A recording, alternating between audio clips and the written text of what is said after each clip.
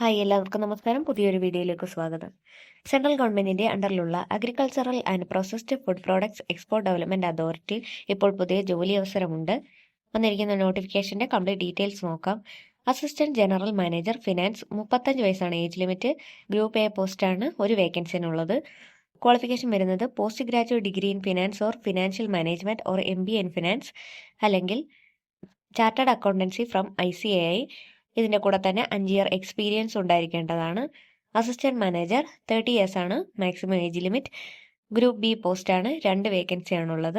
Qualification വരുന്നത് bachelors or under graduate degree in agriculture or horticulture or plantation or agriculture engineering or agriculture and cooperation or veterinary science or dairy technology or food processing technology, food technology or food science and technology. ഇതാണ് qualification വരുന്നത്. Assistant manager agriculture, 30 വയസ്സാണ് age limit. Group B പോസ്റ്റാണ്, ഒരു വേക്കൻസിയാണുള്ളത്. Bachelors degree in agriculture or horticulture or plantation or agriculture engineering or agriculture and cooperation or veterinary science or dairy technology, food processing technology, food science technology from recognised university. ഈ qualifications ഉള്ളവർക്ക് apply ചെയ്യാവുന്നതാണ്.